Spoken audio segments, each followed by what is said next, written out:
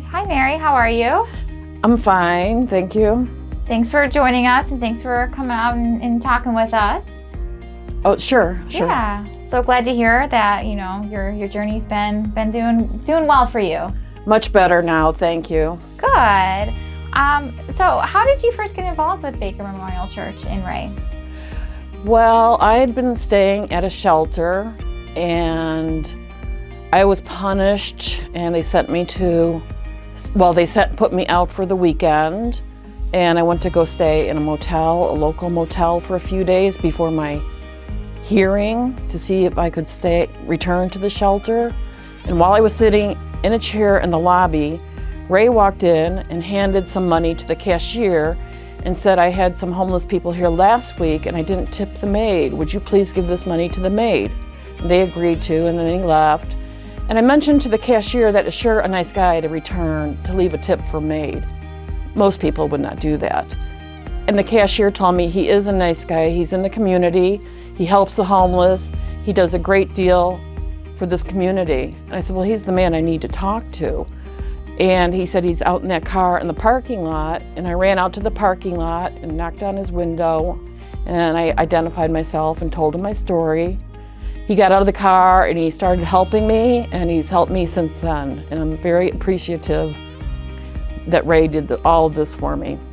It's great. It was meant to be. I guess so. To be at that hotel. That was happened to see Ray that day. It was meant to be. That one piece of really good fortune and several years of misfortune. Yeah. Sometimes it just takes that one, right? Right. You kind of touched on it a little bit, but can you tell me a little bit about your journey? Well, my journey of misfortune started when I lost a teaching job. And once you lose a teaching job, especially in my age, I'm a senior teacher, it's hard to get back in the system. And then on top of that, I had a medical problem almost immediately after that. So my finances went real fast, and it just seemed like every rug got yanked out from under me for quite a while. And with the help of Ray and his group and his organization, I've been able to get my feet back on the ground. That's so great, because now you're back teaching? Yes. Great, awesome. That is so great to hear. So how has it been back teaching? How have things been going there?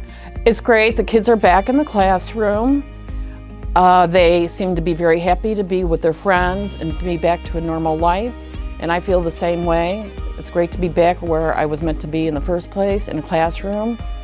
And I think right now, everybody's satisfied. For teachers, the kids. It's been a long journey for everybody. And for me, coming through what I came through, it's been a long, difficult journey. Yeah. No, I mean, it's hard, but it's so great that you're back. It's probably teaching seems to be your passion. So yes. I'm so glad that you were able to find a teaching job, and I'm sure that's kind of helped motivating you to keep moving forward. Yes, definitely. Awesome. So what are, you got your teaching job, things are progressing nicely. What are your next steps? I hope to continue teaching until I retire. I'm still taking continuing education classes, and it's just staying on my feet. I'm highly motivated to stay on my feet and not end up in a shelter, especially the particular shelter I was in. That is just to keep going forward. That's my goal, my direction. One day at a time, right? Exactly. I know, going back and teaching has probably been a huge milestone for you and a goal. Do you have any other goals or some things that maybe you kind of want to do moving forward? My goals right now are taking care of myself, trying to get back into the gym, working out, not putting all my passion into teaching, but remembering that I have to take care of myself. Becoming homeless did teach me some valuable lessons, and self-care is one of them. Yes. Taking care of yourself is very important. Yes. I have to make myself a priority. Exactly. Because if you're not, then you really can't help out anybody else. Exactly. Well, great. I guess what kind of advice would you give yourself a few years ago? A few years ago, I had no idea this would ever happen to me. I was always employed. I always enjoyed a good salary. I always enjoyed good health. I wasn't prepared for what could happen with a couple catastrophes. The money goes fast. People in your life, a lot, not all of them, but a lot of them seem to disappear. So I would have made better provisions for myself to never become part of the homeless population. I mean, the homeless population is wonderful. I know I was a part of it. I'm proud that I had my friends in the shelter. But it's not a good place. It's not a healthy place. My best advice to myself would have been, beware what can happen. And make sure you go to all your medical appointments. Take care of yourself medically. Just stay on top of everything. Yeah, for sure. No, great. Speaking of the homeless population, there's a lot out there. So I know it can be challenging. I know it can be hard to ask for help. Mm-hmm. But seeing like where you came from, where you are now, Mm-hmm. what would you say to someone who might have been in your situation, or in a similar situation? Who's entering the homeless population? Yeah, someone who's in the homeless population and maybe they're afraid to ask for help, or they don't know what to do. What kind of advice would you give them? If somebody's entering the homeless population, I would tell them to be very careful who you approach for help. Not everybody that is there to help you is altruistic. Some of them have their own best interests in mind, and just know who's your friend and who is not your friend. Yeah. Is there, or what would you do differently when you found out that you were going to become homeless? I did have the opportunity to stay with family and friends, but I know that is never a good idea for anybody. It's not fair to my family or to my friends to have an extra person who's unemployed in the house. Everybody has their own stresses. They have their own lives, their own children, their own problems. And I didn't want to be a burden to my family or friends. So I decided to go into a shelter in my local area. If I had to do it all over again, I would have learned how to become a survivalist, a camper. I was never an outdoors woman. I don't know how to survive in the cold.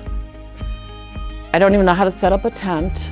I should have learned those skills, and I would not have entered the particular shelter I went into.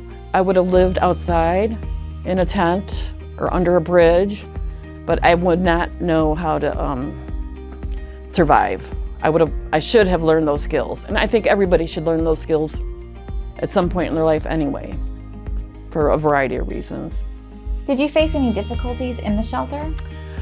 Yes, there was one procedure they had in the shelter. As a woman, I was in I'll call it the basement area of the shelter. All the women and children spent the day down there, and we slept upstairs.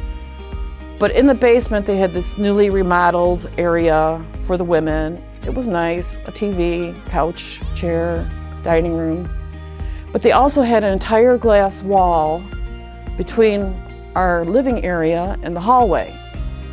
And the shelter management would bring tourists or visitors through the shelter to look at us, watch us, observe us. This would cause great anxiety on my part. This process hurt my chances for employment in this area.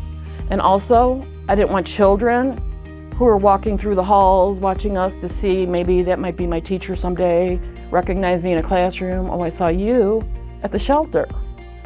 And when you're in a shelter or homeless, people automatically assume you're an alcoholic, you're a drug addict, you're a prostitute, all sorts of negative connotations about being homeless.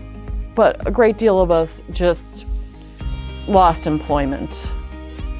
And then after that, I still face problems in medical care. When I go to the doctors, they see you're homeless in your chart, you get special treatment. I don't feel I've always gotten the care that I deserve. I've been pigeonholed in the homeless community, and I would just advise others, do everything to try to stay out of the homeless community. Do whatever you can.